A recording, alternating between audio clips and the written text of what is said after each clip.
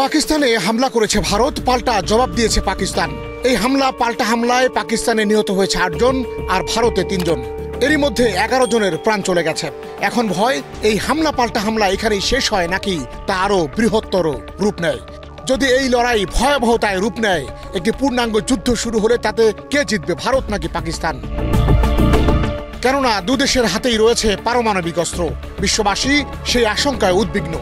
যদি কোনো একটি সামান্য ভুল করে বসে কোনো দেশ, তাহলে সর্বনাশ হয়ে যাবে। না হোক সত্যি সত্যি যদি এমন যুদ্ধ শুরু হয়, তাহলে কার হাতে কি পরিমাণ পারমাণবিক শক্তি আছে সে বিষয়ে গ্লোবাল ফায়ার পাওয়ার সূচক 2025 নামে একটি প্রতিবেদন প্রকাশ করে 25 এপ্রিল। সেটিতে কি আছে চলুন জেনে আসা যাক।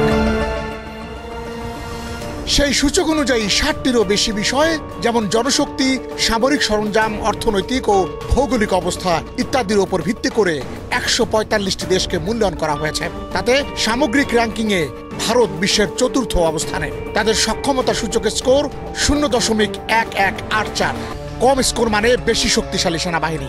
এক্ষেত্রে পাকিস্তান বিশ্বে 12তম, যাদের স্কোর 0.2513।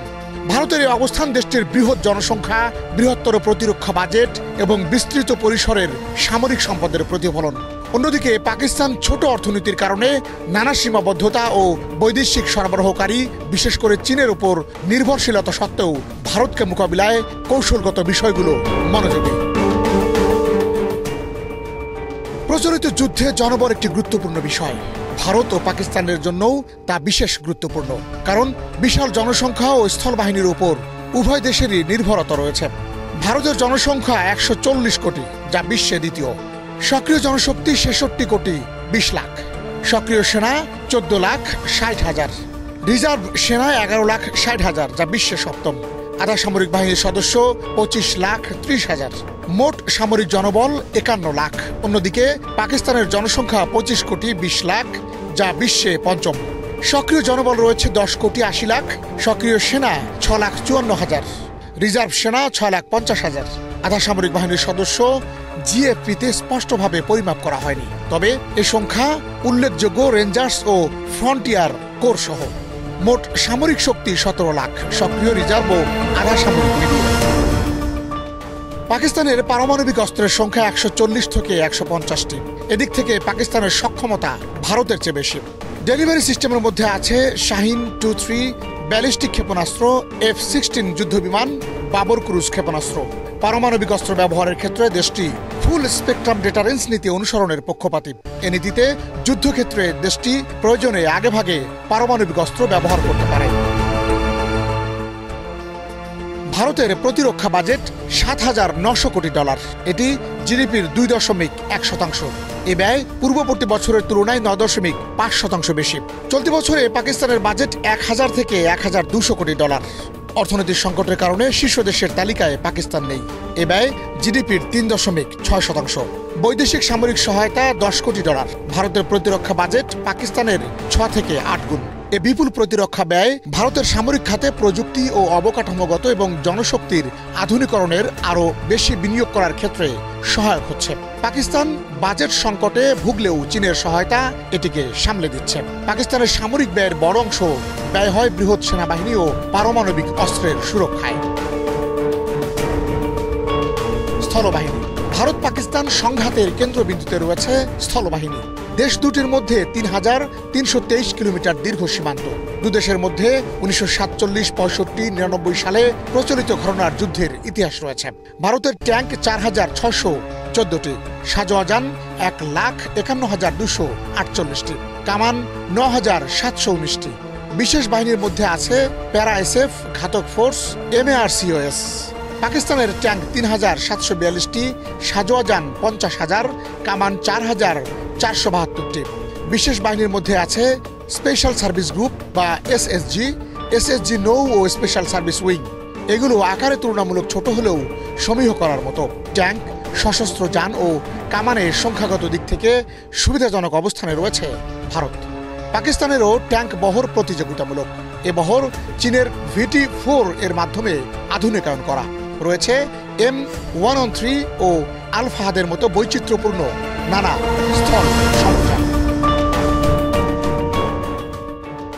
বিমান বাহিনী। আধুনিক যুদ্ধে বিশেষত দ্রুত সাড়া দেওয়া ও নির্ভুল আক্রমণের জন্য বিমান বাহিনীর শ্রেষ্ঠত্ব খুব গুরুত্বপূর্ণ। ভারতের মোট বিমান 2229টি, এর মধ্যে যুদ্ধ বিমান 513 থেকে 606টি। আধুনিক বিমানের মধ্যে রয়েছে Su-30 MKI, রাফায়েল, তেজস। রয়েছে আকাশ প্রতিরক্ষা ব্যবস্থা S-400, হেলিকপ্টার আছে অ্যাপাচি ও চিনুক। আরও আছে 4টি airborne early warning and control ব্যবস্থা। পাকিস্তানের মোট বিমান 1399 থেকে 1434টি, এর মধ্যে যুদ্ধ বিমান 328 থেকে 387টি। আধুনিক বিমানের মধ্যে রয়েছে F-16 fighting Falcon, JF-17 thunder, Mirage 35। আছে ভারতের চেয়ে বেশি যুদ্ধ ব্যবহার উপযোগী হেলিকপ্টার, যা AH-1F কোবরা নামে পরিচিত। HW&C আছে 60টি, যা ভারতের চেয়ে বেশি। ভারতের বিমানবহর আকারে বড়, বৈচিত্র্যময়, তবে স্কোয়াড্রনের ঘাটতি আছে। পাকিস্তানের বিমানবহর তুলনামূলক ছোট হলেও তা আধুনিকায়ন করা হয়েছে। পাকিস্তানের HW&C সুবিধা বাড়তি নজরদারিতে ব্যবহার করা হয়। নৌবাহিনী। ভারত মহাসাগরে ভারতের সামুদ্রিক স্বার্থ রক্ষা ও আরব সাগরে পাকিস্তানের অভিযানের জন্য নৌ সক্ষমতা অত্যন্ত গুরুত্বপূর্ণ। ভারতের জাহাজ রয়েছে 294টি, বিমানবাহী রণতরী আছে 2টি, সাবমেরিন 18টি, পারমাণবিক শক্তিচালিত সাবমেরিন INS অরিহান্ট সহ, যাতে পারমাণবিক শক্তিচালিত সাবমেরিন INS আরিহান্ট রয়েছে।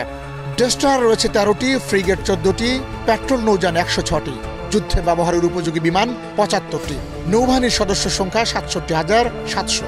অন্যদিকে পাকিস্তানি জাহাজ রয়েছে 121টি, সাবমেরিন 8টি, ফ্রিগেট 9টি, পেট্রোল নৌযান 17টি। পাকিস্তানি নৌবাহিনীর যুদ্ধ বিমান রয়েছে 8টি। নৌবাহিনীর সদস্য সংখ্যা 23,800। ভারতের নৌবাহিনী তুলনামূলক বেশি শক্তিশালী ও গভীর সমুদ্রে অভিযান চালানোর উপযোগী। পাকিস্তানের অপেক্ষাকৃত ছোট নৌবাহিনী মূলত উপকূলীয় প্রতিরক্ষা ও আঞ্চলিক অভিযানে মনোযোগ দেয়। বিমান বাহিনী রণতরী না থাকা ও সীমিত সংখ্যক যুদ্ধ বিমানের কারণে গভীর সমুদ্রে দেশটির নৌবাহিনীর অভিযান চালানোর সীমাবদ্ধতা রয়েছে। ভারত ও পাকিস্তান দুই দেশই পারমাণবিক ক্ষমতাধর অধিকারী। তাদের প্রতিরক্ষা কৌশলে এই সক্ষমতার ভূমিকা গুরুত্বপূর্ণ। ভারতের পারমাণবিক অস্ত্র রয়েছে 130 থেকে 140টি। ডেলিভারি সিস্টেমের মধ্যে রয়েছে অগ্নি 35 ব্যালিস্টিক ক্ষেপণাস্ত্র, যা পাল্লা 3000 থেকে 5000 কিলোমিটার। রয়েছে মিরেজ 2000 ও রাফায়েল, এবং সামুদ্রিক প্রতিরক্ষায় INS আরিহান্ট। পারমাণবিক অস্ত্র আগে ব্যবহার না করার নীতির পক্ষে ভারত, নো ফার্স্ট ইউজ। তবে এ ধরনের হামলার শিকার হলে ব্যাপক আকারে প্রতিশোধমূলক হামলার পক্ষে দেশটি। অন্যদিকে পাকিস্তানের পারমাণবিক অস্ত্রের সংখ্যা 140 থেকে 150টি। এদিক থেকে পাকিস্তানের সক্ষমতা ভারতের চেয়ে বেশি। ডেলিভারি সিস্টেমের মধ্যে রয়েছে শাহিন 2-3 ব্যালিস্টিক ক্ষেপণাস্ত্র, F-16 যুদ্ধ বিমান, বাবর ক্রুজ ক্ষেপণাস্ত্র। পারমাণবিক অস্ত্র ব্যবহারের ক্ষেত্রে পাকিস্তান ফুল স্পেকট্রাম ডেটারেন্স নীতি অনুসরণের পক্ষপাতী। এই নীতিতে যুদ্ধক্ষেত্রে দেশটি প্রয়োজনে আগেভাগে পারমাণবিক অস্ত্র ব্যবহার করতে পারে।